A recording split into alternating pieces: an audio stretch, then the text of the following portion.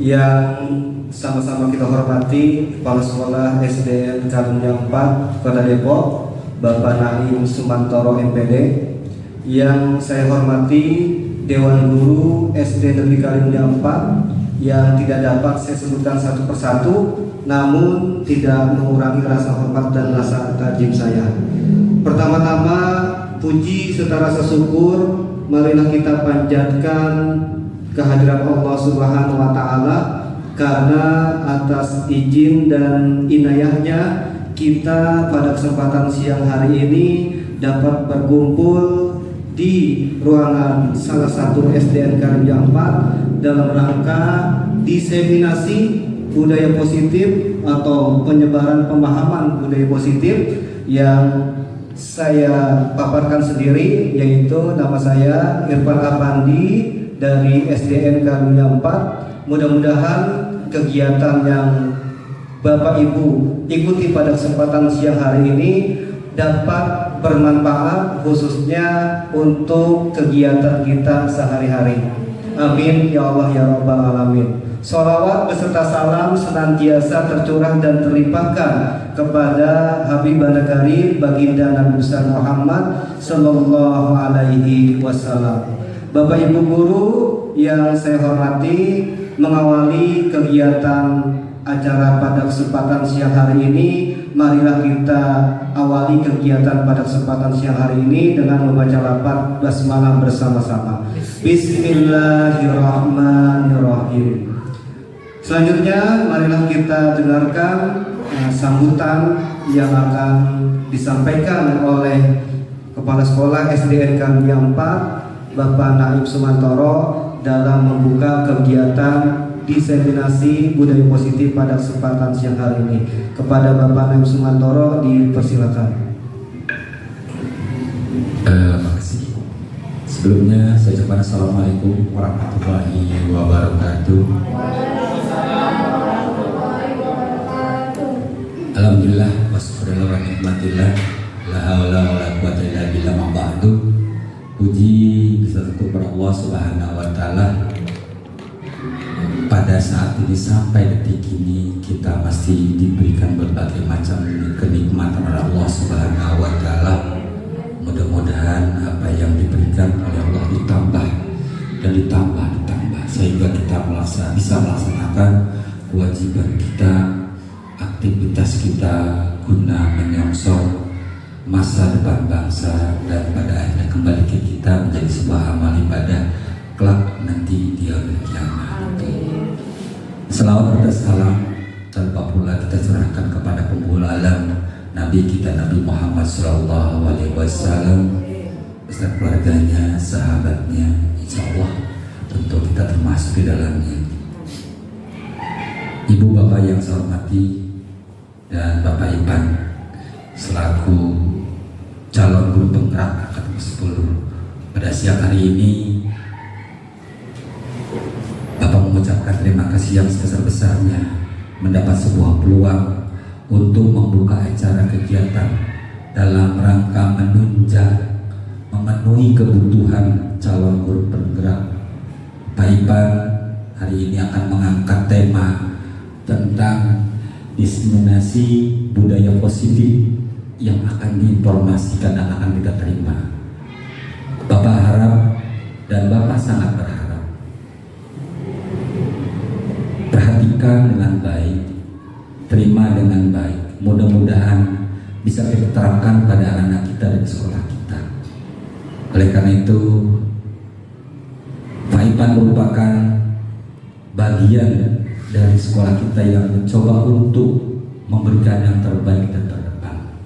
Dan kegiatan ini pun menunjang kegiatan Pak Ipan sebagai guru penggerak. Oleh karena itu, di siang hari ini dengan rasa bangga, dengan rasa hormat, dengan rasa puji syukur, acara kegiatan diseminasi budaya positif yang sebagai narasumber Bapak Ipan Apandi dalam rangka memenuhi calon guru penggerak angkatan 10 SDN Kalimulya 4, saya menyatakan dibuka.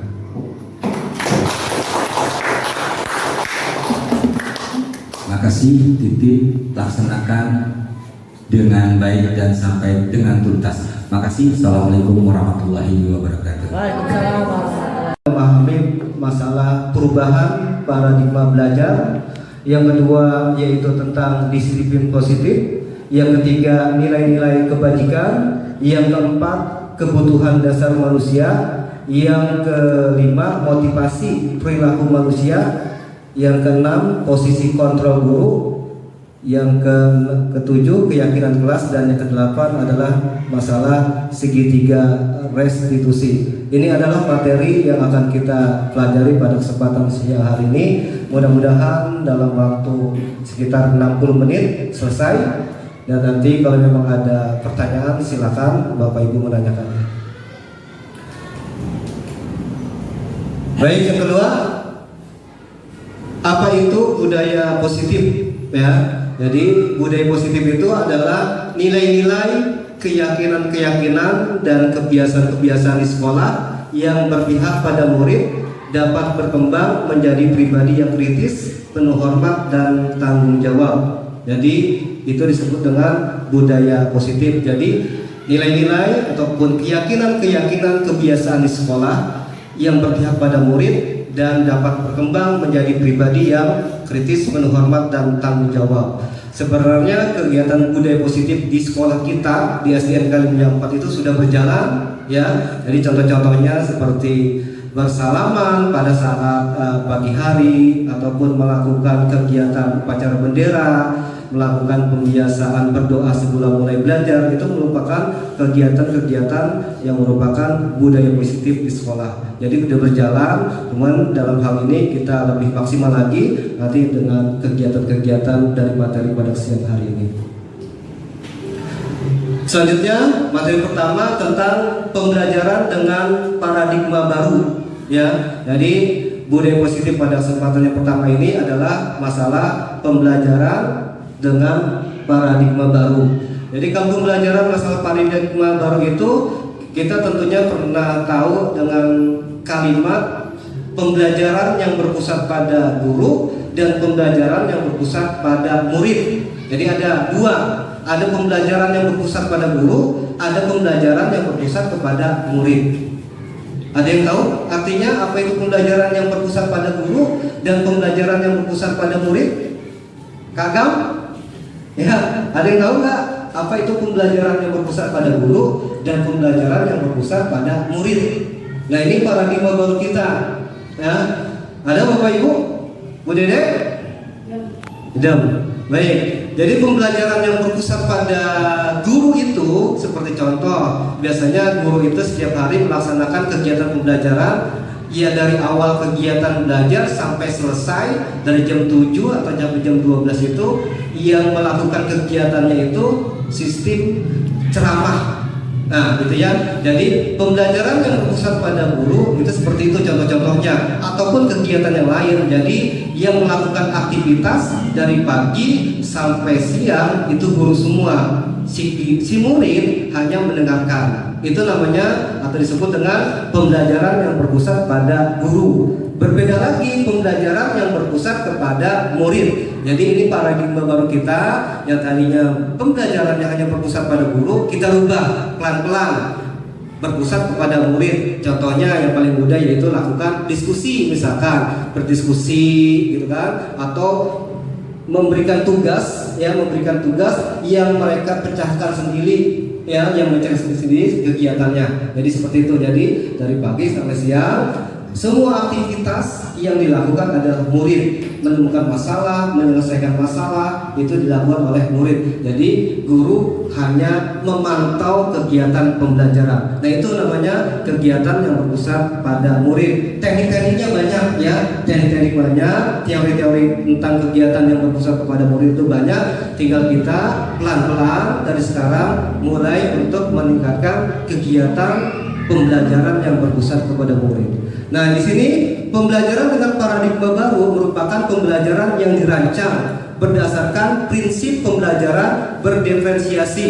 Jadi, pembelajaran yang berpusat pada murid itu berdasarkan prinsip pembelajaran berdiferensiasi, sehingga para murid itu belajar sesuai dengan kebutuhannya berdasarkan tahap perkembangan sesuai teori psikologi modern untuk mewujudkan profil pelajar Pancasila. Jadi Bapak Ibu, pembelajaran yang berparadigma baru itu pembelajaran yang prinsipnya berdiferensiasi ya, dengan nilai-nilai mewujudkan profil pelajar Pancasila ya. Ini profil pelajar Pancasila kita tahu semua tidak udah asing lagi dengan kita sudah melaksanakan setiap harinya. Di sini ada 6 dimensi profil pelajar Pancasila. Yang pertama, beriman, bertakwa kepada Tuhan Yang Maha Esa dan berakhlak mulia. Jadi setiap kegiatan pembelajaran yang kita lakukan harus menanamkan nilai-nilai beriman, bertakwa kepada Tuhan Yang Maha Esa ataupun berakhlak mulia, jadi kepada murid. Yang kedua, murid itu pada saat kegiatan pembelajarannya harus mempunyai karakter berkebinekaan global ya. Berkebinekaan global ini jadi setiap kegiatan pembelajarannya harus ada prinsip-prinsip berkebinekaan global. Selanjutnya ada yang disebut dengan mandiri ya. Ada lanjutnya bergotong royong. Jadi bergotong royong ini bukan bekerja bakti terus. Jadi bergotong royong di sini dalam bentuk berdiskusi ataupun berkolaborasi pada saat kegiatan pembelajaran ya. Jadi bergotong royong di sini. Yang selanjutnya adalah bernalar kritis. Jadi memunculkan murid yang harus bernalar kritis, jadi tidak diam aja ya. Yang terakhir yaitu adalah kreatif. Jadi ini adalah pembelajaran dengan paradigma baru yang murid itu sebagai pusat pembelajaran. Jadi bukan guru. Jadi dulu kan paradigma yang lama itu guru sebagai pusat pembelajaran. Jadi sekarang murid yang sebagai pusat pembelajaran dengan cara prinsip-prinsip pembelajaran yang berdiferensiasi. Oke, selanjutnya di sini ada tentang miskonsepsi tentang teori kontrol. Ya, jadi ada miskonsepsi tentang teori kontrol. Di sini ada ilusi guru itu dapat mengontrol murid. Jadi maksudnya ilusi guru dapat mengontrol murid di sini. Ketika seorang murid itu melakukan sebuah kesalahan, ya, melakukan sebuah pelanggaran, jadi kita itu melakukan seperti treatment hukuman, ya, treatment hukuman. Tetapi pada saat itu juga murid pasti akan mematuhi kita, ya. Jadi jangan bercanda ataupun kamu harus datang terlambat, datang ke sekolah tepat waktu, tidak boleh terlambat, gitu kan ya. Jadi itu kan ilusi guru dapat mengontrol murid. Jadi treatment seperti itu hanya sebuah ilusi, tapi ketika itu mereka patuh, ketika itu murid akan patuh. Tetapi ketika dia di luar rumah ataupun di luar sekolah, dia pasti akan melanggar lagi. Jadi itu adalah disebut dengan ilusi guru mengontrol murid. Jadi itu hanya sebuah ilusi. Yang kedua, ilusi bahwa semua penguatan positif, efektif dan bermanfaat. Ilusi bahwa semua penguatan positif, efektif dan bermanfaat. Contoh seperti ini. Ketika kita melakukan kegiatan pembelajaran, ya, kegiatan pembelajaran, kita biasanya akan memberikan sebuah reward, ya, kepada anak yang bisa, kepada anak yang pintar, kepada anak yang bisa dapat nilai 100. Biasanya seperti itu gitu. Nah, itu hanya pada saat itu saja, kegiatan itu aja. Jadi mereka itu tidak mempunyai nilai nilai tumbuh dalam diri sendiri. Jadi mereka mempunyai motivasi yaitu hanya untuk hadiah pada saat itu saja. Tapi ketika dia tidak ada hadiah, tidak ada reward yang akan diberikan, mereka tidak punya motivasi lagi. Misalkan hari ini Bu Sri Susanti mengajarkan matematika. Setelah selesai pembelajaran, Bu Sri Susanti ketika ada yang menjawab anak yang betul semua, dia akan memberikan sebuah pulpen ataupun pensil. Jadi motivasinya anak itu hanya pada saat itu saja. Jadi tidak pada saat dia tidak mempunyai mempunyai reward, Bu Sri Susanti mempunyai reward, dia diem lagi gitu maksudnya. Jadi itu ilusi bahwa semua penguatan positif, efektif dan bermanfaat. Selanjutnya ada lagi ilusi kritik dan pembuat rasa bersalah mampu menguatkan karakter. Jadi ini seperti kalimat-kalimat yang menekan kepada siswa, yang menekankan bahwa siswa itu harus tertib pada saat kegiatan kegiatan pembelajaran ataupun kegiatan yang dilakukan oleh sekolah, misalkan upacara bendera, misalkan bersalah mampu mengeluarkan kritik ataupun seperti ceramah, ya, seperti kalimat-kalimat yang dapat membuat anak itu termotivasi untuk berubah. Jadi itu seperti itu. Ilusi kritik membuat rasa bersalah mampu menguatkan karakter. Yang selanjutnya adalah ilusi orang dewasa berhak memaksa. Ya, kita biasanya akan memaksa murid untuk melakukan sesuatu. Biasanya orang dewasa seperti itu. Tapi mereka ketika di hadapan kita saja dapat melakukan kegiatan tersebut. Tapi mereka di luar sana tidak akan mengikuti lagi. Jadi itu maksudnya. Jadi ilusi orang dewasa berhak memaksa. Jadi tidak ada motivasi intrinsik dari dalam sendiri, kesadaran sendiri untuk berubah. Jadi seperti itu. Ini maksudnya miskonsepsi tentang teori kontrol.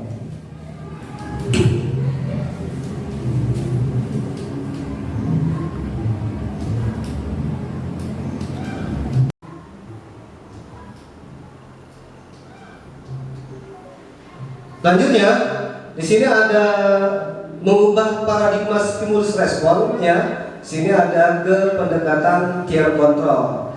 Stimulus respon ini yang biasa kita lakukan, ya. Ada lagi sekarang namanya disebut dengan teori kontrol. Jadi contohnya di sini ada realitas kebutuhan kita sama, tetapi di dalam teori kontrol itu ada realitas kebutuhan kita berbeda. Jadi kebutuhan kita sama kalau stimulus respon, sedangkan teori kontrol itu kebutuhannya berbeda. Selanjutnya ada semua orang melihat hal yang sama, sedangkan dalam teori kontrol itu setiap orang memiliki gambaran yang berbeda. Yang ketiga, ada kita mencoba mengubah orang agar berpandangan sama dengan kita, itu pada paradigma stimulus respon. Tetapi pada teori kontrol kita berusaha memahami pandangan orang lain itu tentang dunia. Selanjutnya, ada perilaku buruk dilihat sebagai sesuatu kesalahan. Selanjutnya pada teori kontrol ada semua perilaku itu memiliki tujuan.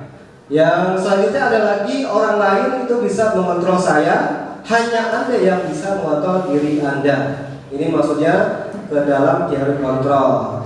Yang lanjutnya stimulus respon masalah saya bisa mengontrol orang lain, Anda itu tidak bisa mengontrol orang lain.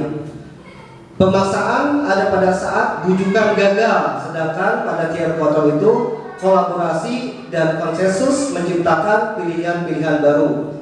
Yang terakhir itu stimulus responnya model berpikir menang ataupun kalah, sedangkan pada paradigma teori kontrol itu model berpikir menang. Jadi itu adalah yang kita lakukan pada dahulu itu masalah stimulus respon, sedangkan sekarang ada nama disebut dengan teori kontrol.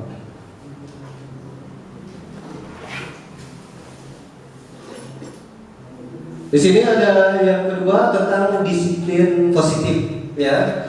Disiplin positif itu berasal dari kata disiplina yang artinya belajar. Ya, disiplin itu mengacu pada disiplin diri yang memiliki tanggung jawab terhadap apa yang dilakukannya berdasarkan nilai-nilai yang diyakini. Jadi Bapak Ibu, disiplin itu berkaitan dengan nilai-nilai yang dia yakini. Jika seseorang murid itu sudah meyakini nilai-nilai kebajikan yang dia yakini akan berubah dirinya, maka anak tersebut biasanya akan sudah disiplin, ya. Jadi itu disiplin berasal dari kata disiplina yang artinya belajar. Disiplin itu mengacu pada disiplin diri yang memiliki tanggung jawab terhadap apa yang dilakukannya berdasarkan dengan nilai-nilai yang diyakini. Selanjutnya, disiplin positif merupakan salah satu cara penerapan disiplin yang bertujuan untuk menumbuhkan kesadaran serta memberdayakan peserta didik tanpa imbalan penghargaan atau reward, ancaman ataupun hukuman. Selanjutnya, sebagai pendidik, ya, tujuan kita adalah menciptakan murid yang memiliki disiplin diri sehingga mereka berperilaku mengacu kepada nilai-nilai kebajikan universal dan memiliki motivasi intrinsik dalam perubahan perilaku ke arah yang lebih baik. Jadi di sini adalah tujuan kita sebagai pendidik menciptakan murid-murid yang berdisiplin, yang berlaku mengacu kepada nilai-nilai kebajikan universal, ya. Tapi mereka memiliki motivasi apa? Memiliki motivasi intristik yang keluar dari dalam diri sendiri, bukan motivasi entristik. Jadi kan sudah, motivasi intristik itu ada hukuman, takut sama guru, ya, jadi itu motivasi itu. Ada punya reward, ya. Jadi mereka mempunyai motivasi entristik untuk melakukan sesuatu, tapi tidak ada yang melakukan motivasinya, kegiatan sesuatu itu dari nilai-nilai motivasi intristik. Selanjutnya di sini nilai-nilai kebajikan, ya. Di sini maksudnya nilai-nilai yang disepakati bersama, lepas dari suku, bangsa, agama, bahasa maupun latar belakangnya. Jadi nilai-nilai kebajikan itu Bapak Ibu, nilai-nilai yang disepakati, ya, bersama, lepas dari suku, bangsa, agama, bahasa ataupun latar belakang dari seseorang tersebut. Itu disebut dengan nilai-nilai kebajikan. Contoh nilai kebajikan organisasi, ya. Di sini ada dari profil pelajar Pancasila, tadi sudah dijelaskan, ada 6 dimensi: beriman dan bertakwa kepada Tuhan Yang Maha Esa dan berakhlak mulia, berkepentingan global, gotong royong, mandiri, kreatif, dan bernalar kritis. Yaitu jadi nilai-nilai kebajikan yang dikeluarkan dari profil pelajar Pancasila. Selanjutnya ada lagi dari primary years ataupun program PYP. Di sini ada toleransi, rasa hormat, integritas, mandiri, menghargai, antusias, empati, keingintahuan, kreativitas, kerjasama, percaya diri, dan komitmen. Dan yang ketiga itu life skill ataupun keterampilan hidup. Nilai-nilai kebajikannya antara lain dapat dipercaya, lurus hati, pendengar yang aktif, tidak merendahkan orang lain, dan memberikan yang terbaik dari diri sendiri. Jadi ada nilai-nilai yang nilai kebajikan yang harus kita pahami di sini. Untuk apa Bapak Ibu? Untuk menanamkan nilai-nilai tersebut untuk murid-murid kita. Pada saat apa? Pada saat kegiatan pembelajaran, ya. Di sini ada lagi materi tentang kebutuhan dasar manusia. Jadi definisinya, kebutuhan dasar manusia di sini adalah segala sesuatu yang kita lakukan untuk mendapatkan apa yang kita inginkan. Jadi seluruh tindakan yang kita lakukan itu memiliki tujuan tertentu, dan semua usaha yang terbaik yang kita lakukan adalah dalam rangka agar kebutuhan dasar kita terpenuhi dengan baik. Jadi itu adalah disebut dengan kebutuhan dasar manusia. Ada beberapa kebutuhan dasar manusia itu. Yang pertama tentang bertahan hidup. Jadi ada 5 kebutuhan dasar manusia Bapak Ibu, ya. Yang pertama adalah bertahan hidup. Makanan antara lain, pakaian, tempat tinggal, keamanan, kesehatan. Itu namanya disebut dengan bertahan hidup. Jadi ketika ada anak pada saat pagi hari itu lemes ataupun tidak bergairah, jangan kita omelin Bapak Ibu guru, ya. Jadi ketika itu mereka itu biasanya anak-anak ada aja yang nggak sarapan dari rumahnya, akhirnya lemes, pusing. Jadi seperti itu ya Bapak Ibu, ya. Jadi kebutuhan untuk bertahan hidupnya dia tidak terpenuhi, makanya dia akan lemes, dia akan loyo, nggak semangat belajar. Karena apa? Belum sarapan, ya. Jadi itu kebutuhan dasar yang pertama. Jadi ketika ada anak yang tidak termotivasi belajarnya, tiduran aja, makanya kita tanya, jangan-jangan dia itu ngantuk atau apa? Tapi kita tanya dulu, kenapa? Ya, karena itu pertama bertahan hidup. Jadi kebutuhan dasar yang makanan, pakaian, tempat tinggal itu tidak terpenuhi. Selanjutnya ada lagi kebutuhan dasar yang disebut dengan kasih sayang dan rasa diterima. Di sini definisinya ada rasa diterima, dipedulikan, berbagi, kerjasama, menjadi bagian dari kelompok. Ini disebut dengan yang kedua, kasih sayang dan rasa diterima. Selanjutnya ada disebut dengan kebutuhan dasar manusia disebut dengan penguasaan. Ya, di sini ada harga diri, keinginan untuk dianggap, memimpin, berprestasi, diakui dan didengar. Biasanya kalau di kelas itu ada anak yang pengen menonjolkan diri sendiri, ya Bapak Ibu ya. Jadi ada yang ingin aja gitu kan maju, disuruh dia lagi, ataupun disuruh kerjain tugas. Nah itu ya, nah itu disebut dengan kebutuhan penguasaan. Jadi butuh penguasaan manusia tersebut. Jadi kita harus mengayomi ya. Jadi ini masalah harga diri, memimpin, prestasi, ingin diakui oleh gurunya, ingin didengar oleh gurunya. Jadi ini merupakan kebutuhan dasar manusia. Selanjutnya ada lagi kebutuhan dasar manusia adalah kebebasan ya. Kebebasan ini antara lain tentang mandiri, memiliki pilihan, mencoba hal baru, mampu mengendalikan arah dirinya. Jadi masalah kebebasan, jadi kegiatan pembelajaran masalah mandiri tentang mereka mau belajarnya sistemnya gimana. Jadi di sini ya tentang kebutuhan dasar manusia masalah kebebasan. Dan yang terakhir itu adalah kesenangan, bermain, humor, antusias, tertawa, gitu kan ya. Jadi kalau ketika kita ada anak yang kurang masalah tentang kebutuhan kesenangannya, biasanya dia akan diam aja ataupun kurang termotivasi belajarnya, karena dari rumah kebutuhan dasarnya yang kelima itu masalah kesenangannya itu tidak tidak terpenuhi. Kadang hari Sabtu Minggu bapaknya ibunya sibuk ya kegiatannya, anak-anaknya tidak diajak untuk kegiatan hiburan. Biasanya ini kebutuhan untuk kesenangan itu tidak terpenuhi. Jadinya akibatnya apa? Akibatnya ketika dia belajar, dia akan mencari sesuatu yang untuk senang-senang. Seperti apa? Ngejahitin temennya, ataupun ngusilin gurunya, yaitu untuk mencari kesenangan ya. Biasanya hal seperti itu. Jadi ada 5 kebutuhan dasar manusia. Yang pertama tentang hidup, kasih sayang dan rasa diterima, penguasaan, kebebasan, dan kesenangan. Selanjutnya ada motivasi perilaku manusia. Jadi ada motivasi perilaku manusia di sini. Yang pertama, biasanya seseorang itu melakukan perilakunya itu untuk menghindari ketidaknyamanan ataupun hukuman. Ya, jadi motivasi pertama adalah untuk menghindari ketidaknyamanan ataupun hukuman. Yang kedua, untuk mendapatkan imbalan penghargaan dari orang lain. Ini motivasi yang kedua. Ini adalah motivasi berasal dari luar diri sendiri. Ya, ini motivasi perilaku manusia untuk menghindari ketidaknyamanan atau hukuman, untuk mendapatkan imbalan penghargaan dari orang lain. Dan yang terakhir, yang ketiga itu disebut dengan motivasi intrinsik. Nah ini motivasi yang tumbuh dari diri anak tersebut.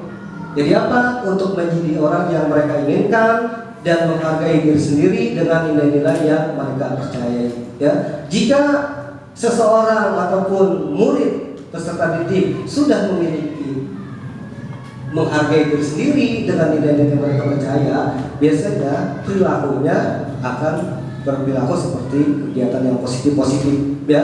Jadi yang menghindari ketidaknyamanan itu harus hindari. Mendapatkan imbalan penghargaan dari orang lain itu adalah motivasi dari luar diri sendiri si anak ya. Jadi itu disebut dengan motivasi perilaku manusia.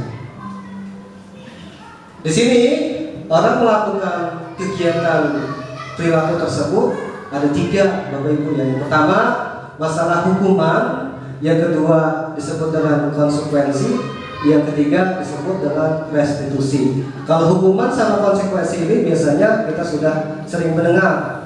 Yang baru itu disebut dengan restitusi ya. Jadi kalau hukuman kita sering melakukan, kalau konsekuensi juga kita sering melakukan. Kalau restitusi ini yang baru dengar. Saya juga pada kegiatan pelatihan CGP ini baru mempelajari tentang masalah restitusi. Contoh di sini ada hukuman ya, definisinya hukuman itu tidak terencana tiba-tiba ya. Jadi tidak terencana tiba-tiba. Baik, ketika kita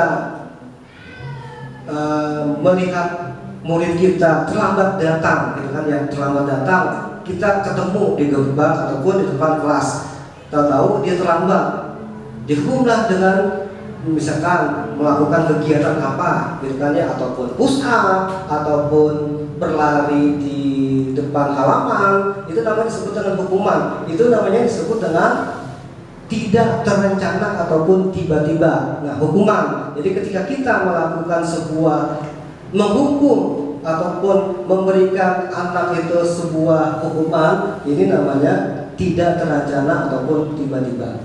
Selanjutnya, murid tidak tahu yang akan terjadi ataupun tidak dilibatkan. Jadi kesepakatannya tidak ada. Kalau hukuman itu Bapak Ibu, murid tidak tahu yang akan terjadi ataupun tidak dilibatkan. Jadi ketika kita memberikan sebuah hukuman, biasanya mereka kan tidak tahu ya, tidak apa yang akan terjadi. Disuruh nulis 100 halaman ataupun disuruh nulis 5 paragraf, itu kan hanya tiba-tiba. Jadi pada saat itu juga itu sebenarnya hukuman. Selanjutnya bersifat satu arah, ya udah jelas. Kita aja murid itu nggak boleh komplain istilahnya ya, nggak boleh kasih masukan. Jadi bersifat satu arah. Selanjutnya bersifat berupa hukuman fisik ataupun psikis. Kalau fisik kita tahu ya, misalkan disuruh lari itu namanya fisik. Kalau psikis itu biasanya dari omongan kita. Jadi ada anak-anak itu yang biasanya akan tersinggung dengan omongan-omongan kita ya, masalah psikis namanya. Itu namanya hukuman. Selanjutnya yang kedua masalah konsekuensi. Nah, konsekuensi ini biasanya terencana ya. Selanjutnya disepakati sesuai aturan. Biasanya ada tata tertib biasanya ya. Tata tertib di sekolah, tata tertib di kelas biasanya ini. Ini disebut dengan konsekuensi. Selanjutnya, murid tetap dibuat tidak nyaman. Murid tetap dibuat tidak nyaman jika melanggar peraturan tersebut. Selanjutnya, sikap guru itu selalu memonitor murid. Jadi ini disebut dengan konsekuensi ya. Jadi ini tingkatan kedua, dan yang tingkatan ketiga disebut dengan restitusi. Nah, di sini restitusi biasanya proses menciptakan kondisi bagi murid untuk memperbaiki kesalahannya. Jadi biasanya yang melakukan kegiatan restitusi, dia akan menanyakan terlebih dahulu apa yang dia lakukan, latar belakangnya apa. Dari latar belakangnya tersebut akan dipelajari. Setelah dipelajari, selanjutnya dia akan menjadi berubah dari pengalaman yang telah dia lakukan. Biasa kegiatan restitusi seperti itu. Jadi proses kolaboratif yang mengerjakan murid untuk mencari solusinya sendiri. Jadi itu disebut dengan restitusi. Jadi ini kita coba sedikit-sedikit masalah restitusi. Mungkin nanti pada saat kegiatan kegiatan kombel nanti sudah berjalan, kita melakukan bagaimana itu restitusi ya, apa itu dengan konsekuensi dan bagaimana dengan hukuman. Selanjutnya di sini ada 5 posisi kontrol guru. Jadi kita itu ada 5 posisinya di dalam kegiatan kita sehari-hari. Yang pertama sebagai penghukum, tadi sudah tahu ya, penghukum. Tingkatan yang paling rendah itu biasanya ada penghukum. Yang kedua naik lagi disebut dengan pembuat merasa bersalah. Yang ketiga ada lagi sebagai teman. Ini biasanya sudah kita lakukan ya, banyak yang sudah melakukan guru sebagai teman. Yang keempat itu namanya disebut sebagai pemantau. Dan yang paling bagus, yang paling tinggi itu sebagai seorang manajer. Jadi 5 posisi kontrol guru ini ada 5. Yang pertama itu adalah penghukum. Yang kedua pembuat merasa bersalah. Yang ketiga teman. Yang keempat sebagai pemantau. Dan yang kelima sebagai seorang manajer. Kalau saya biasanya yang pertama itu sebagai penghukum terus ya. Tapi coba dengan posisi kontrol ini sedikit-sedikit kita mulai belajar mulai ke teman, pemantau sampai dengan seorang manajer ya. Ini Bapak Ibu ya. Oke, di sini contoh penerapan 5 posisi kontrol guru. Contohnya di sini kasus siswa tidak memakai atribut lengkap saat upacara bendera. Ini kasusnya. Nah, kalau sebagai penghukum ya, biasanya guru itu akan menghukum anak dengan hormat pada bendera selama 1 jam ataupun kegiatan lainnya. Disuruh lari keliling lapangan sampai dengan 2 kali sampai 5 kali ataupun sejenisnya. Itu sebagai seorang penghukum. Yang kedua, naik lagi sebagai pembuat merasa bersalah. Kasusnya sama, kasus tidak memakai atribut lengkap saat upacara bendera. Berapa kali ibu bapak harus beri kalimat, biasanya kalimat yang membuat mereka itu merasa bersalah, biasanya dilakukan oleh kalimat-kalimat seperti ini. Contohnya, berapa kali ibu bapak harus memberitahu kamu, ya, kamu selalu saja mengecewakan ibu bapak. Jadi kalimat-kalimat itu. Tapi kalau anaknya itu mentalnya kuat, ya, ya cuek aja gitu ya, ya. Tapi kalau mentalnya tersinggungan kayak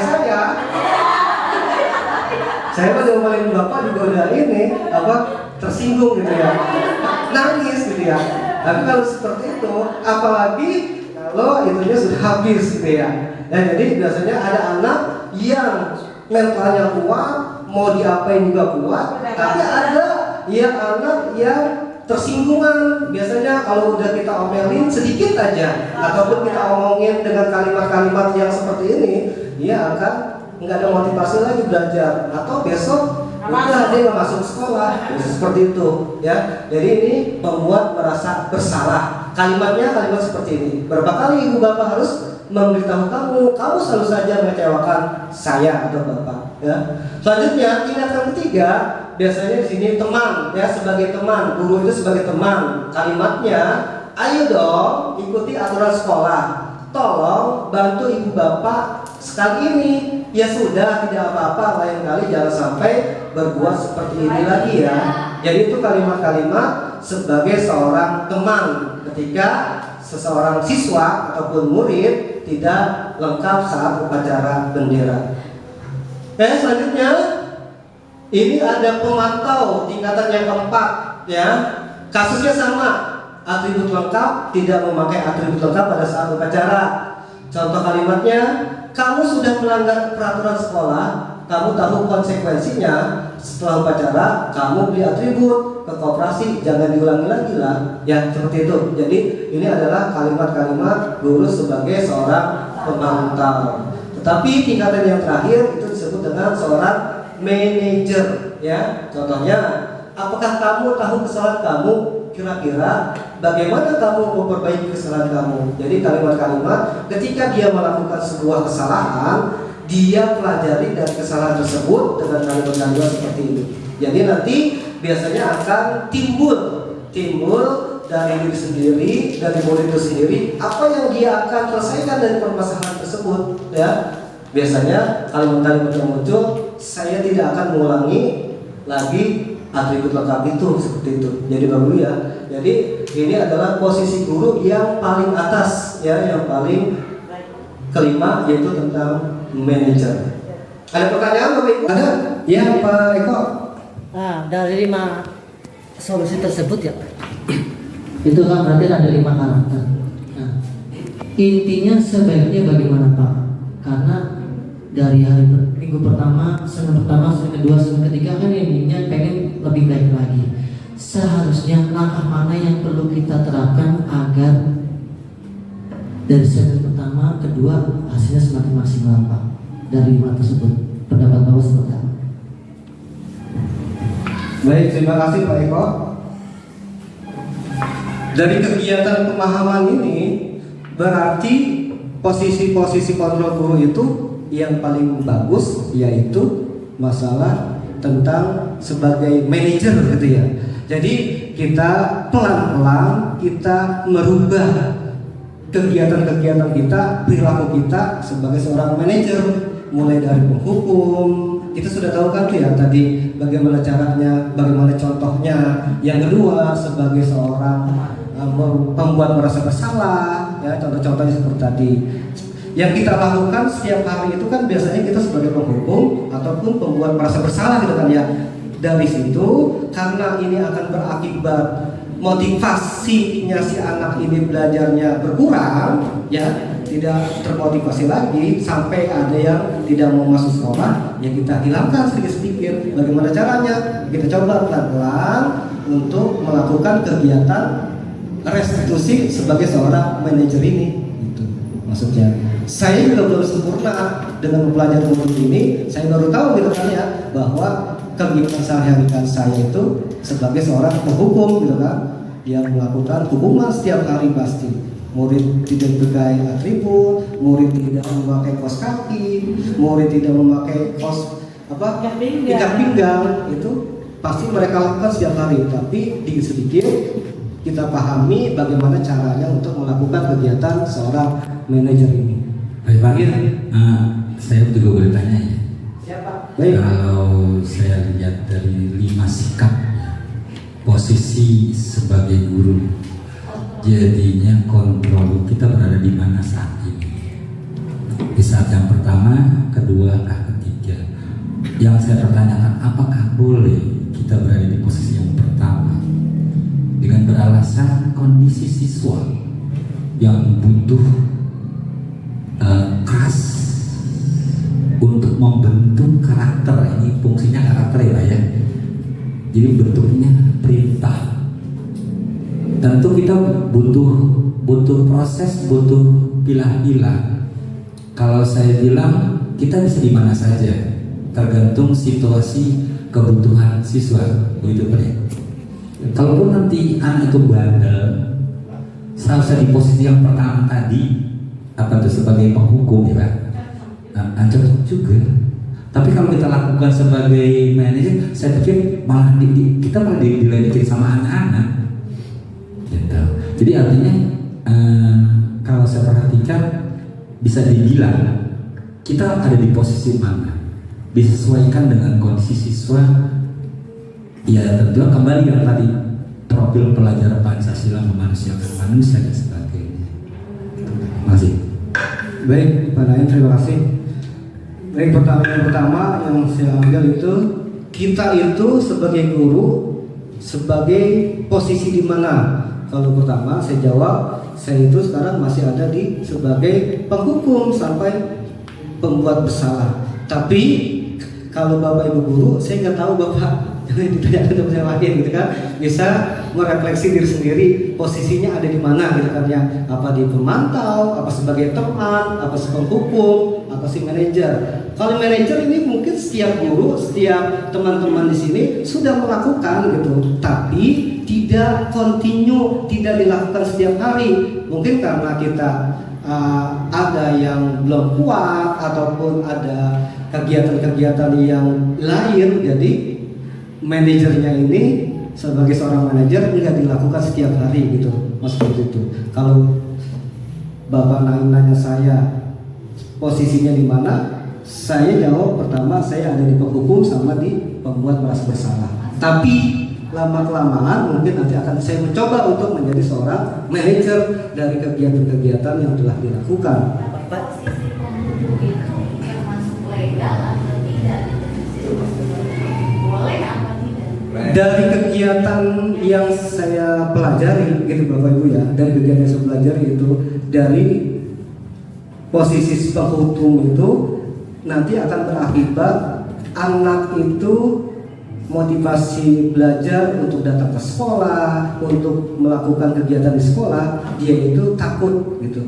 Kalau tadi yang saya bilang, jika anak itu yang mentalnya ya gitu kan ya, yang mentalnya kuat mungkin bisa, tapi ada kan anak-anak yang pikirannya pada saat itu sedang ruwet ataupun sedang kacau akibat dari di rumahnya gimana, bisa aja dia langsung down, akhirnya dengan dihukum dia tidak mau sekolah. Mungkin seperti itu. Yang tadi Bapak bilang benar sih ya, sebenarnya penghukum itu bisa nggak diterapkan di sekolah, bisa saja, cuman asalkan jangan melanggar hak-hak hak-hak anak, maksudnya gitu Pak, hak-hak anak. Yang ditekanin di sini adalah ketika anak itu dihukum, menurut pemahaman 5 posisi kontrol guru, dia motivasi belajarnya itu akan berkurang, motivasi untuk datang ke sekolahnya akan berkurang. Lama-kelamaan ya mungkin saja dia tidak mau lagi masuk ke sekolah gitu. Ya seperti itu ya. Jadi di mana posisi kontrol saya? Posisi kontrol saya pertama ada di penghukum sama pembuat merasa bersalah. Tapi dengan mempelajari modul ini sedikit demi sedikit saya akan merubah pemahaman saya masalah penghukum dan pemantau. Jadi seperti itu Bapak ya. Ada lagi? Ya Pak Eko. Saya Pak Eko. Saya jadi jelas setelah melihat kata kuncinya, yaitu 5 posisi kontrol guru. Jadi guru harus punya 5. Ini Pak, kalau pendapat saya. Nah, namun apakah dengan 5 kontrol ini yang kita harus miliki, siswa itu juga memiliki? Artinya gini, hari pertama kita tegur, hari kedua mengulangi. Apakah nanti hari kedua dia bisa ada perubahan setelah adanya teguran? Karena kalau kita lihat di sini, yang tadinya kita keras lama-lama memberikan saran. Nah, sejauh mana perubahan itulah yang kita harus pikirkan. Kalau guru punya 5 kunci, apakah siswa akan dibarengi oleh siswa ketika kita mempunyai pendekatan 5 tersebut? Jangan sampai kita diemin aja, dia makin jadi. Kita menggunakan manajerial, dia cicing wae. Paling endingnya kan pasti ke satu lagi. Nah, jadi 5-5-nya harus punya, tapi harapannya siswa pun harus bisa mengikuti agar tidak setiap saat dikasih perlakuan nomor 1. Itulah caranya bagaimana yang saya tangkap Pak Iwan. Baik, terima kasih Pak Eko atas masukannya. Jadi betul sekali dengan Pak Eko kasih saran. Jadi anak itu akan berubah pelan-pelan, berproses terlebih dahulu ya. Jadi tidak langsung hari itu juga dia harus berubah menjadi seorang manajer gitu ya. Jadi harus pelan-pelan memang. Jadi dengan kegiatan yang kita lakukan setiap hari, pembiasaan seperti itu setiap hari, mereka akan berubah. Itu maksud kesimpulan dari Pak Eko. Baik, terima kasih Pak Eko atas masukannya. Selanjutnya di sini ada kalimat posisi kontrol apakah aku. Jadi saya kecewa sekali dengan kamu. Nah, ini adalah kalimat-kalimat seorang guru, posisi kontrolnya sebagai seorang yang merasa bersalah. Jadi itu yang kedua ya.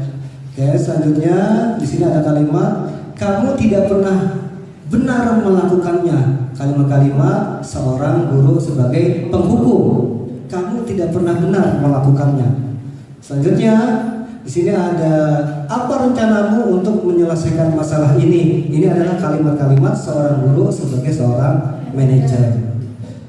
Nah, ini sebagai teman kalimatnya ayolah lakukan demi Bapak Ibu ya. Jadi posisi kontrol sebagai teman. Selanjutnya sebagai pemantau, kamu tidak pernah mendapatkan nilai jika tidak mengerjakan tugas. Jadi sebagai pemantau. Lanjutan materi tentang keyakinan kelas. Di sini ada pertanyaan Bapak Ibu pemantik. Mengapa keyakinan kelas? Mengapa bukan peraturan kelas? Sekarang ada namanya disebut dengan dulu peraturan kelas. Sekarang disebut dengan keyakinan kelas. Mengapa seperti itu? Kenapa tidak peraturan kelas saja? Kenapa harus keyakinan kelas? Ada yang bisa menjawab? Karena kurikulum baru gitu. Ada lagi yang mau menjawab? Bu Yuni. Kalau saya lebih ke kalau keyakinan kelas itu apa yang kita buat itu berdasarkan kesepakatan kita guru dengan murid. Kalau peraturan itu lebih ke dari guru aja, murid harus mengikuti seperti itu. Terima kasih, benar sekali yang tadi Bu Yuni masukkannya. Jadi peraturan kelas itu hanya satu arah ya, disepakati oleh gurunya aja, yang buat gurunya aja, yang buat sekolah. Sedangkan kalau keyakinan kelas itu dua arah. Jadi si guru tahu, si murid tahu gitu ya. Ini itu saya yang Bu Yuni. Jadi kita analogikan seperti ini Bapak Ibu. Jadi ketika kita melakukan naik motor nih contoh gitu ya, naik motor itu misalkan ke Jalan Margonda ataupun ke daerah-daerah kota. Kita naik motor kita harus memakai helm. Mengapa seperti demikian? Kenapa demikian? Kenapa kita harus pakai helm? Kira-kira apa jawabannya? Karena ditilang. Takut ditilang, takut polisi kata apa? Betul. Ada lagi yang jawab? Ayo. Gimana? Melindungi kepala. Nah, itu yang disebut dengan keyakinan kelas, ya. Jadi keyakinan itu munculnya dari dalam diri sendiri. Wah, kalau nggak pakai helm, jangan-jangan nanti kepala bungsuk nih, ataupun badan jadi gimana? Ya, itu namanya disebut keyakinan. Beda lagi dengan peraturan yang tadi Pak Afan bilang. Takut ditangkap polisi, takut ditilang. Nah, itu disebut dengan motivasinya berasal dari luar, motivasi intrinsik. Nah, itu disebut dengan keyakinan kelas.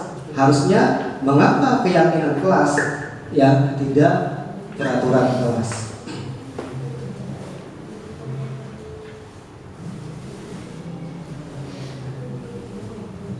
Oke, di sini contoh dalam pembentukan keyakinan kelas. Jadi Bapak Ibu, dalam pembentukan keyakinan kelas itu, yang pertama biasanya kita lakukan mencari peraturan-peraturan kelas yang yang diucapkan, yang diberi masukan dari guru-guru. Misalkan di dalam kelas kita itu ada 30 siswa, ya udah kasih catatan aja memakai Startnet ataupun kertas kosong untuk dicatat ke anak tersebut. Jadi biasanya mereka akan menulis tidak boleh terlambat, tidak boleh kotor di kelas, tidak boleh minum di kelas, ataupun sampai tidak menghargai orang lain, dilarang bully. Jadi seperti itu. Jadi tahap awalnya anak-anak itu dalam pembuatan keyakinan kelas diberikan tulis aja semua peraturan kelas yang mereka ketahui,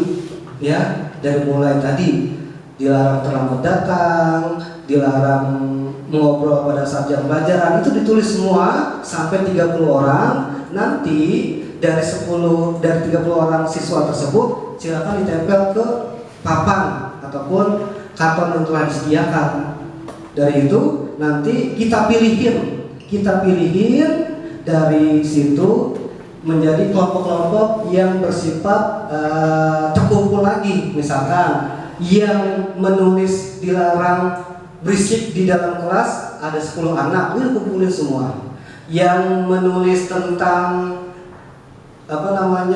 tidak boleh jalan-jalan pada saat jam belajar dikumpulin lagi, gitu ya. Jadi dikumpulin sampai beberapa kelompok yang akhirnya nanti kita diskusikan kepada siswa kita, kepada murid kita, menjadi nilai-nilai, sebuah nilai kebijakan, kebajikan universal yang seperti tadi, dari profil belajar Pancasila, dari life skill itu kita ambil. Misalkan saling menghormati, saling menghargai, bertanggung jawab, seperti itu. Jadi cara pembuatan keyakinan kelas. Selanjutnya untuk membuatnya agar mudah diingat, jadi sedikit saja. Jadi maksudnya di situ setiap kalimat yang tadi dikumpulkan menjadi satu kalimat aja, seperti nilai-nilai kebajikan. Pertama, keyakinan kelas yang pertama itu dari terkumpul beberapa siswa tadi, misalkan dijadikan menjadi tanggung jawab, misalkan ya.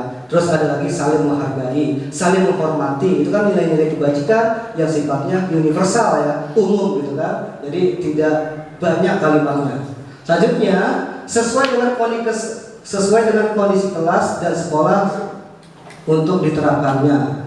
Selanjutnya di sini ada semua warga sekolah dilibatkan dalam membuat keyakinan kelas. Kalau di sini yang terakhir itu posisinya nanti membuat keyakinan sekolah, bukan kelas lagi. Jadi kalau prosedur untuk membuat keyakinan kelas pada saat di kelas itu tadi, jadi anak-anak dikumpulkan, ya, selanjutnya disuruh nulis peraturan kelas yang mereka ketahui, disuruh tempel di papan tulis. Nanti kita diskusi, kita kumpulkan yang mana aja nih yang sama, 10 misalkan di contoh ya. Yang untuk prakteknya nanti kita di kemudian di waktu kuliah, ini bukan hari ini.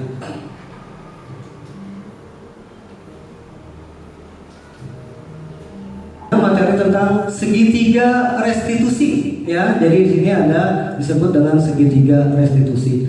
Segitiga restitusi itu definisinya suatu proses dialog yang dijalankan guru atau orang tua agar dapat menghasilkan murid yang mandiri dan bertanggung jawab. Nah, tahapannya dari segitiga restitusi, yang pertama menstabilkan identitas, yang kedua validasi tindakan yang salah, yang ketiga menanyakan keyakinan. Ini proses dari tahapan segitiga restitusi. Jadi definisinya suatu proses dialog yang dijalankan oleh guru ataupun orang tua. Biasanya segitiga restitusi ini bisa dijalankan di rumah juga sama anak kita ataupun di sekolah. Ini hasilnya apa? Untuk menghasilkan murid ataupun anak yang bertanggung jawab. Biasanya mereka akan belajar dari kesalahan yang dibuatnya. Tahapan ini menstabilkan identitas, validasi tindakan yang salah, dan menanyakan keyakinan. Di sini ada tahapannya. Tahapan yang pertama disebut dengan stabilkan identitas. Prinsip yang dipakai yaitu membuat kesalahan adalah bagian dari proses pembelajaran. Contoh-contoh kalimatnya yang biasa dipakai dalam tahap menstabilkan identitas. Pertama, berbuat salah itu wajar. Jadi biasanya anak-anak berbuat salah itu wajar. Ketika anak melakukan kesalahan, biasanya kita panggil kalimat-kalimatnya kita panggil seperti ini. Pertama, biasanya tuh anak-anak marah gitu kan ya. Kalau yang udah anak dewasa di kelas 5 melakukan kesalahan, berantem sama temannya, biasanya dia akan marah-marah, emosi gitu ya. Nah, itu kalimat ini, berbuat salah itu wajar, tidak ada manusia yang sempurna. Bapak Ibu juga pernah melakukan itu untuk menstabilkan dirinya ketika dia marah ya. Selanjutnya ada lagi, kamu berhak merasa seperti itu ya. Jadi ketika kita ucapkan kalimat-kalimat seperti itu, biasanya mereka akan reda gitu kan amarahnya dan kesalahan yang dia perbuat. Ini pertama. Yang kedua disebut dengan validasi tindakan yang salah. Jadi validasi tindakan salah itu berdasarkan prinsip setiap perilaku berupaya untuk memenuhi suatu kebutuhan tertentu. Ya, jadi prinsipnya setiap perilaku itu berupaya untuk memenuhi suatu kebutuhan tertentu. Kalimat-kalimat yang digunakan, kamu pasti punya alasan mengapa melakukan itu. Selanjutnya, padahal kamu bisa melakukan yang lebih buruk lagi. Yang ketiga, kamu patut bangga karena tidak melindungi suatu yang penting buatmu. Yang keempat, kamu melakukannya karena mempertahankan sesuatu yang penting bagi kamu. Ini untuk validasi tindakan yang salah. Ini prinsipnya setiap perilaku berupaya untuk memenuhi suatu kebutuhan tertentu. Dan tahap yang ketiga yaitu menanyakan keyakinan. Berdasarkan prinsip setiap perilaku berupaya untuk memenuhi suatu kebutuhan tertentu. Kalimat-kalimatnya ini biasanya apa keyakinan kelas kita, nilai apa yang telah disepakati bersama, seperti apa gambaran sebuah kelas yang ideal biar kamu. Selanjutnya, kamu ingin menjadi orang seperti apa. Jadi ini adalah menanyakan keyakinan ya. Jadi berdasarkan prinsip setiap perilaku berupaya untuk memenuhi suatu kebutuhan tertentu. Di sini contoh kasus ya. Contoh kasus sini kemarin saya ambil Gina. Jadi contoh kasusnya, Gina itu tidak terima pekerjaannya, selalu dicontek oleh temannya. Dia marah dan tidak dapat menahan emosinya. Kalimatnya seperti ini.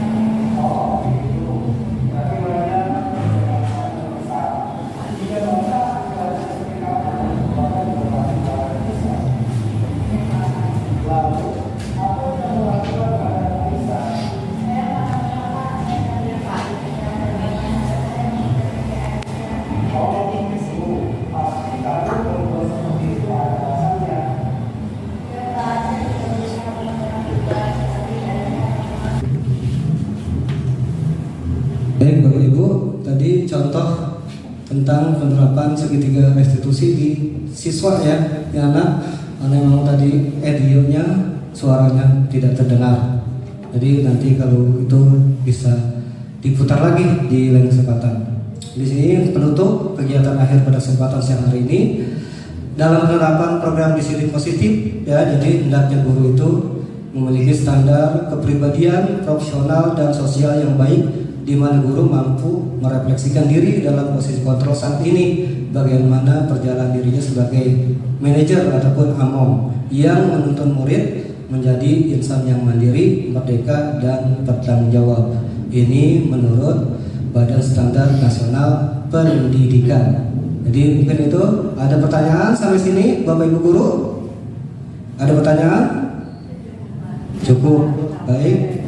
Terima kasih ya dari Bapak Ibu guru. Mudah-mudahan kegiatan tentang diseminasi budaya positif pada kesempatan siang hari ini menjelang sore dapat bermanfaat untuk kita semua, dapat kita terapkan dalam perjalanan kita menjadi tenaga pengajar di SDN Kalimia 4. Mudah-mudahan kita dapat membuat keyakinan kelas, dapat membuat disiplin positif, dapat mempraktekkan segitiga restitusi. Siap Bapak Ibu guru?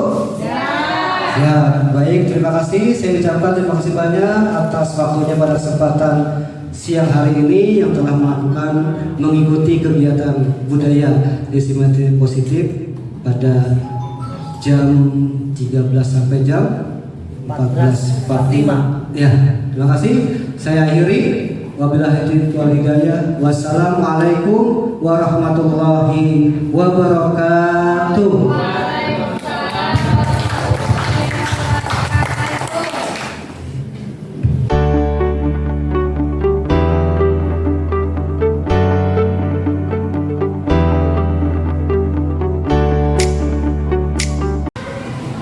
Assalamualaikum warahmatullahi wabarakatuh.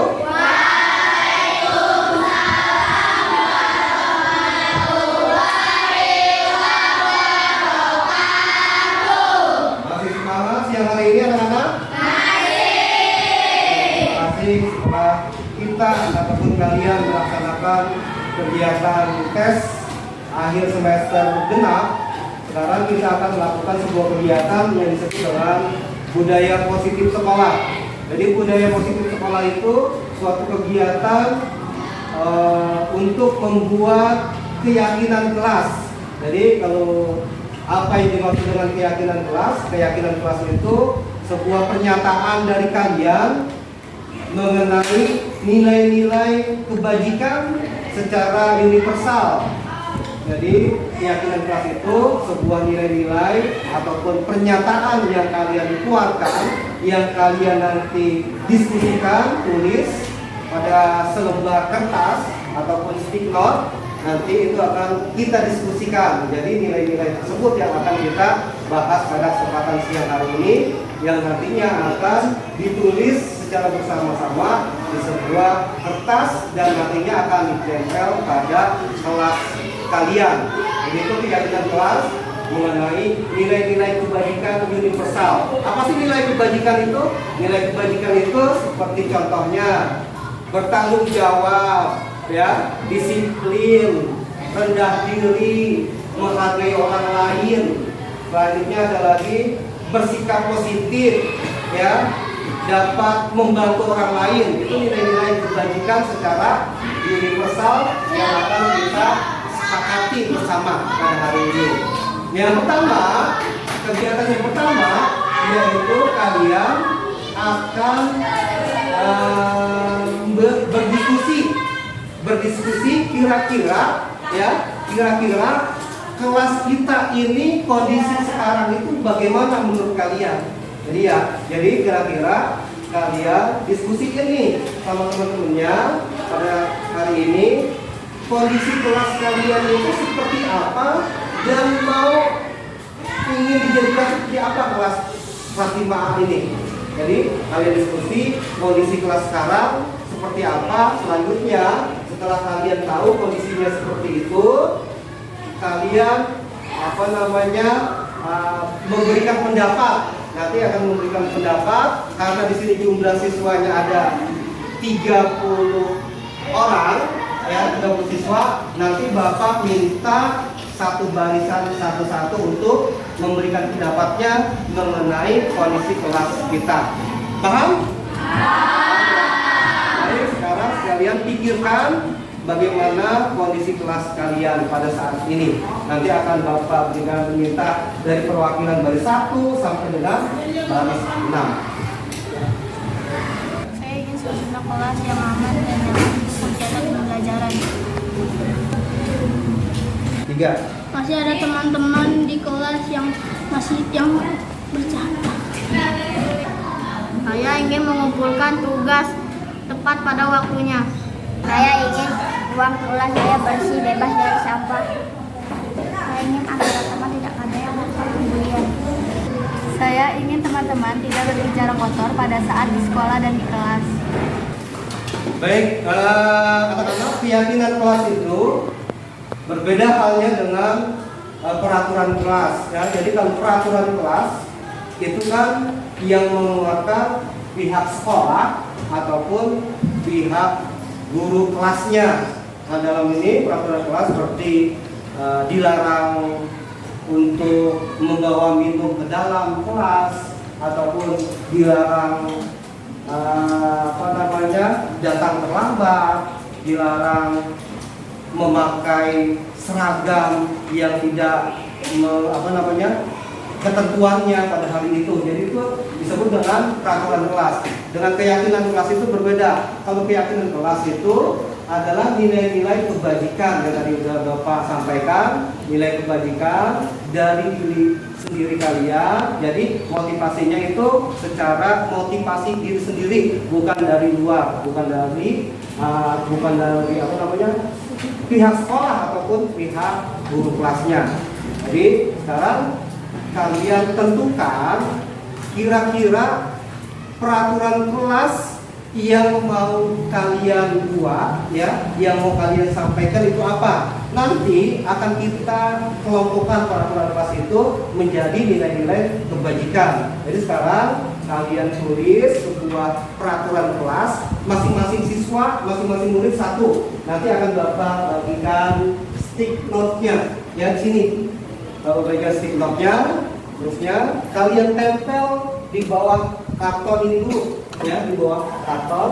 Jadi di bawah papan tulis. Nanti pengelompokan nilai-nilainya baru kita diskusi secara bersama-sama, ya. Paham nggak? Jadi, Bapak bagikan ke kalian, tulis satu-satu setiap siswa masalah kira-kira peraturan kelas yang kalian mau tulis, mau terapkan di kelas ini apa sih, gitu kan? Ya, jadi ini akan Bapak bagikan untuk masing-masing siswa menulis satu-satu.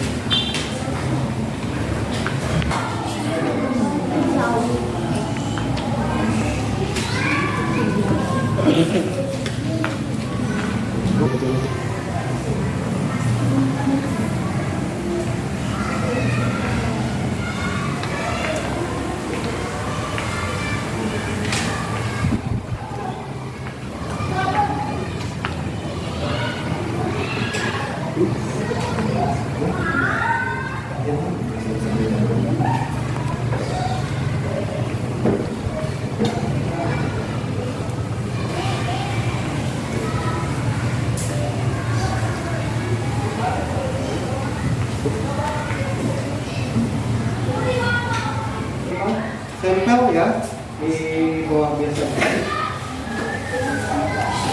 Terus ya, terus kan? Nah, ya.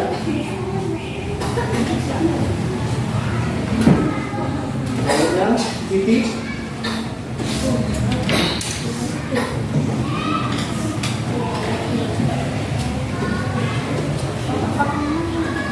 Terus Julian,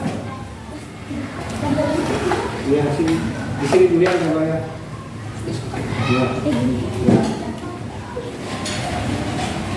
Nah, terus Ricky. sampai dengan Faisal.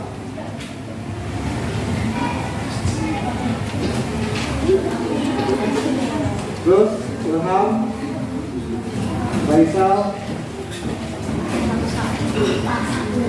Noel,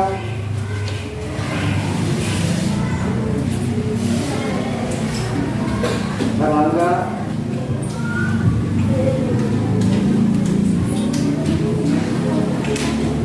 Riko, maju, Alvin,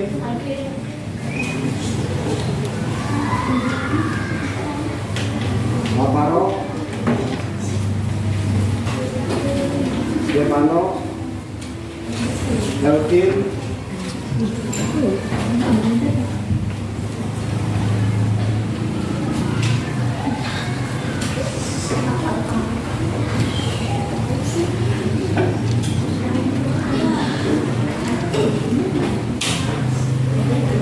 selanjutnya Bimo,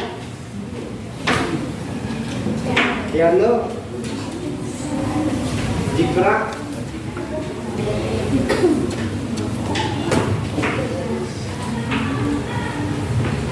Rika,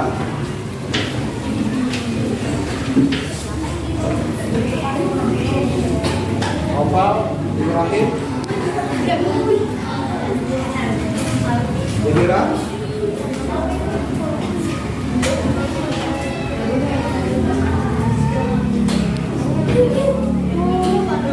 Kaisa,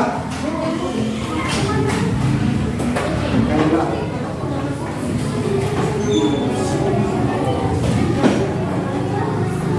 Baik, selanjutnya setelah kalian telah menempel hasil peraturan yang kalian inginkan di kelas, mari kita kelompokkan masing-masing peraturan tersebut. Yang pertama ini dari Azka.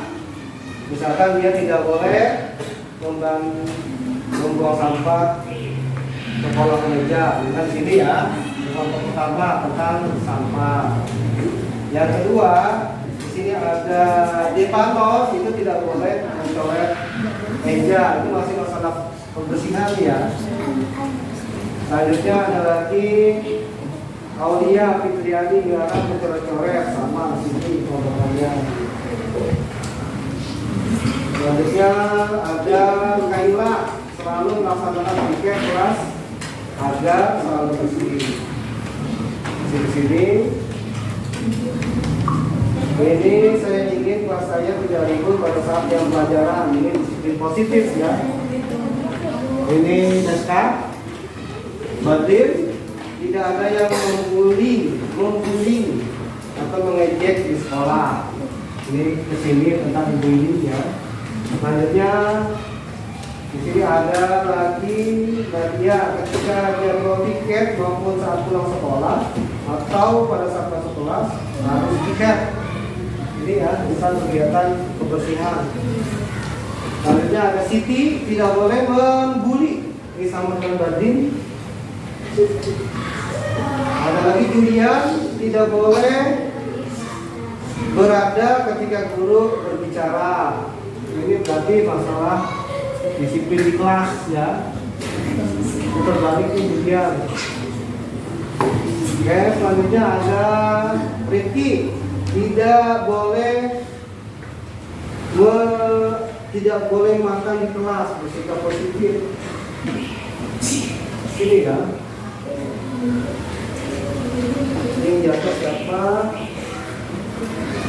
Alvin, kalau sedang ujian kita boleh saling mencontek. Musik di sini lah, ya.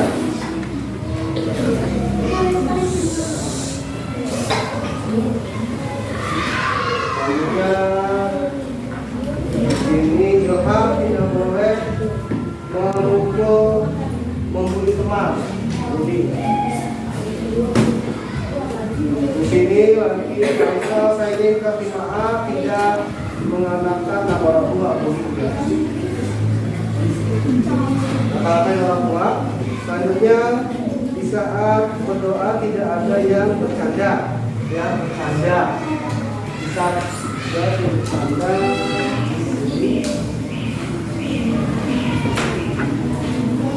selanjutnya tidak mencoret di kelas. Itu ya. tidak mencolok di kelas.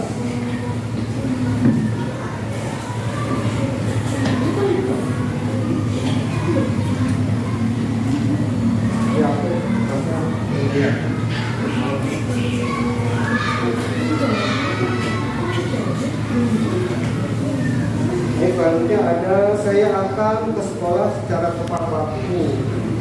Ada yang berbeda nih, punya Muhammad Ahmad. Itu tidak boleh dong terlambat, ini sama dengan Ahmad. Dan sini Alvaro tidak boleh mencoret-coret meja, dengan Ahmad ya.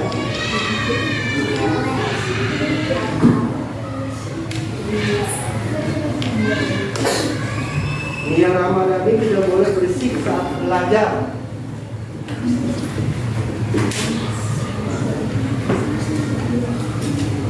Lagi tidak boleh mengejek-ejek masalah bullying. Dilarang ngatain orang tua sama ini.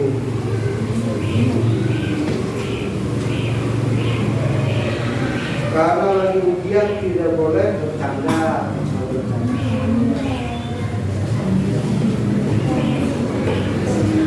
Tidak membuang sampah di kolong meja kebersihan.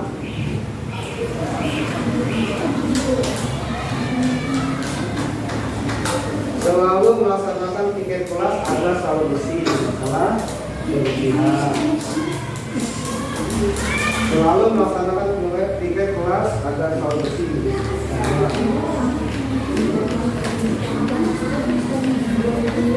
Tidak boleh makan di kelas pada jam belajar. Tidak boleh makan di kelas pada jam belajar. Kita di sini ya. Tidak boleh pilih-pilih teman. Kedua, tidak jalan-jalan saat jam pelajaran. Dan satu lagi, tidak membuang sampah di kolong meja kebersihan. Baik, ada 5 kelompok yang telah kita kelompokkan. Sekarang kita diskusikan masalah pengelompokan yang tadi kita sudah buat. Kelompok pertama di sini masalah kebersihan kelas. Jadi nilai kebajikan apa yang akan kita munculkan dari kebersihan kelas tersebut? Ya, biasanya ada seperti kalimat-kalimat positifnya. Misalkan kalimat positifnya itu menjaga kebersihan kelas.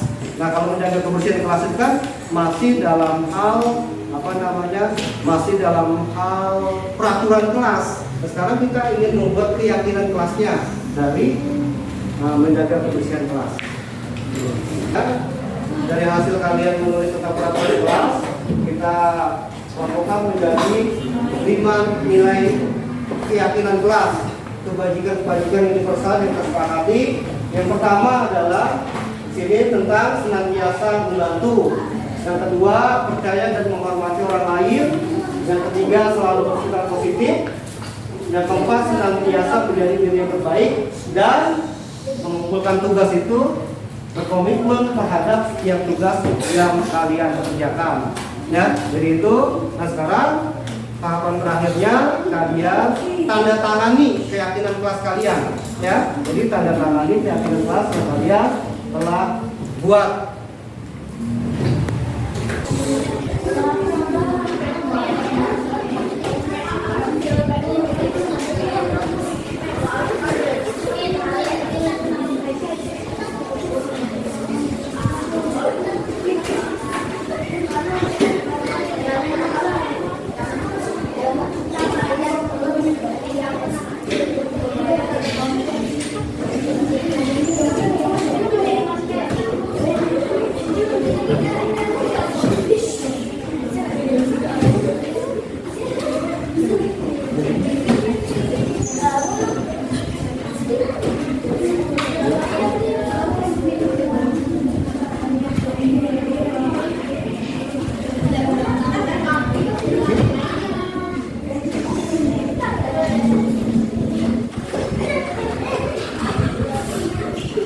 Ilham.